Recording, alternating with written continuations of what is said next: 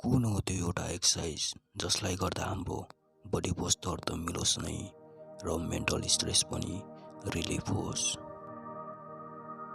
यो भिडियोमा म त्यही एउटा एक्सर्साइजको बारेमा रिसर्च गरेर सर्ट एन्ड पावरफुल पोइन्टमा एक्सप्लेन गर्न लागेको छु। हेडस्ट्यान्ड होल्ड वा एक्सर्साइज एउटा यस्तो एक्सर्साइज हो जसलाई गर्दा हाम्रो बडीको पोस्चर त मिल्छ नै र मेन्टल स्ट्रेस पनि रिलिफ हुन्छ। हेडस्ट्यान्डलाई योगामा सिर्सासन पनि भन्ने गर्छ, जहाँ हामी हाम्रो बडीलाई हेडबाट ब्यालेन्स गर्छौँ र लेगलाई स्ट्रेट हावामा ब्यालेन्स गर्छौँ।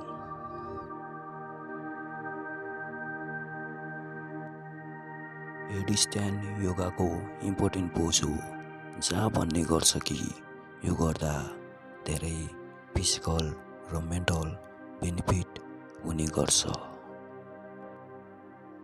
फिजिकलीमा हेडस्ट्यान्ड गर्दा हाम्रो सोल्डर, आर्म्स र कोरको स्ट्रेन्थ बढाउनमा हेल्प गर्छ र फ्लेक्सिबिलिटी, ब्यालेन्समा पनि हेल्प गर्ने गर्छ।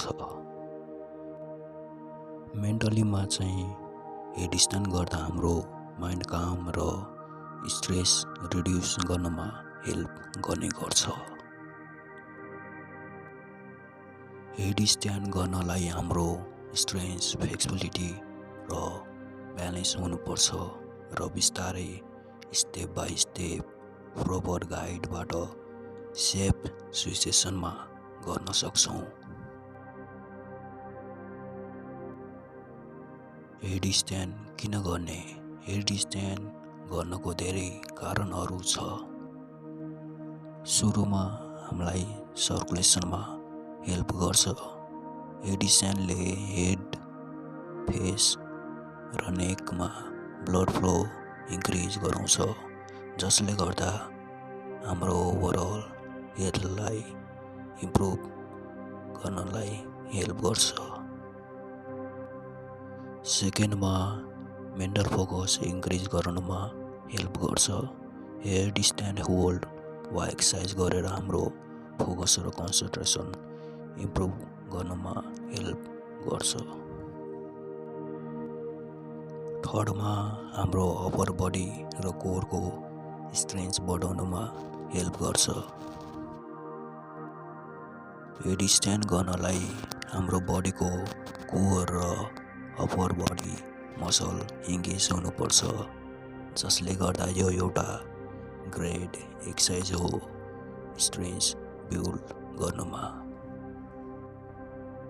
फोर्थमा हाम्रो स्ट्रेस र टेन्सन रिलिभ गर्नुमा हेल्प गर्छ। नेक, सोल्डर, हेडबाट हेडस्ट्यान्डमा हाम्रो बडी हुँदा हाम्रो स्ट्रेस, टेन्सन रिलिभ हुनुमा हेल्प गर्छ। फिफ्थमा हाम्रो ब्यालेन्स र कोअर्डिनेसन इम्प्रुभ गर्नुमा हेल्प गर्छ।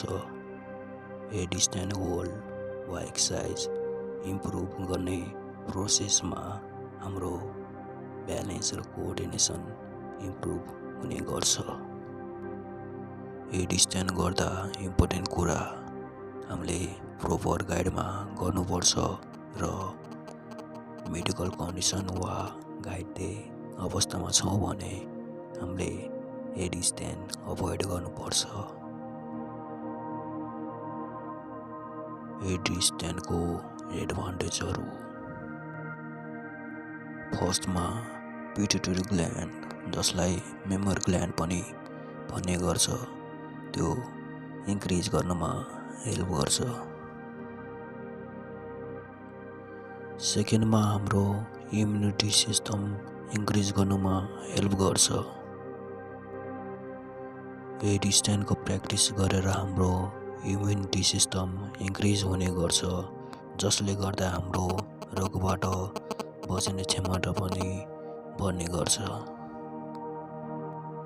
थर्डमा हामीलाई डाइजेसनमा इम्प्रुभ गर्नमा हेल्प गर्छ। हेडस्ट्यान्ड गर्दा ग्राभिटीको इफेक्ट रिभर्स हुन्छ, जसको कारणले गर्दा हाम्रो डाइजेसनमा हेल्प गर्छ। हेडस्ट्यान्डको डिसएडभान्टेजहरू।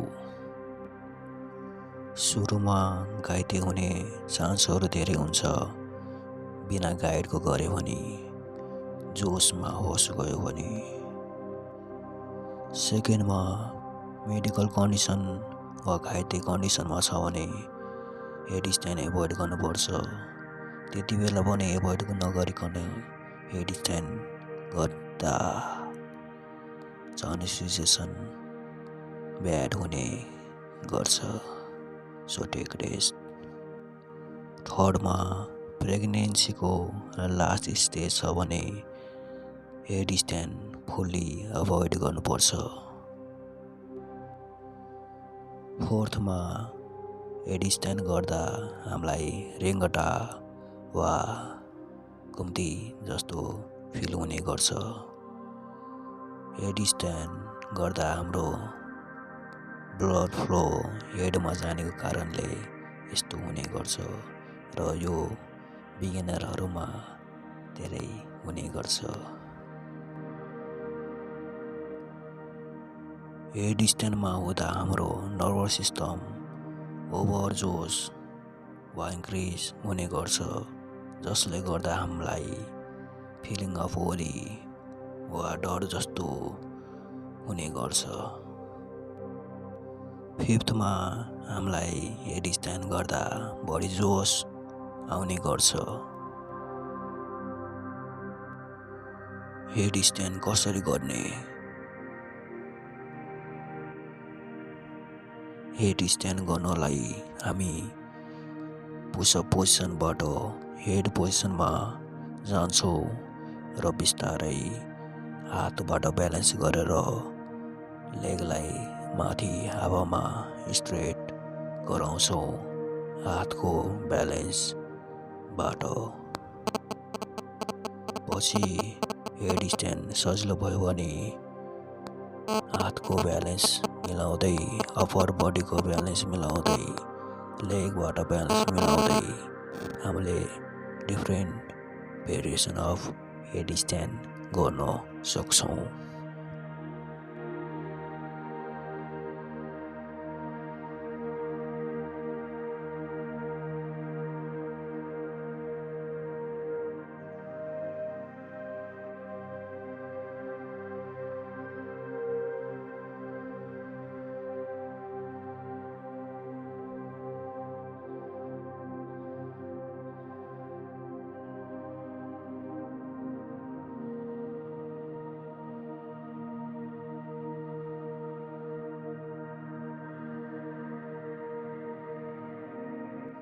यो भिडियोमा यही थियो हेडस्ट्यान्ड भनेको के हो, हेडस्ट्यान्ड किन गर्ने, हेडस्ट्यान्ड कसरी गर्ने भनेर।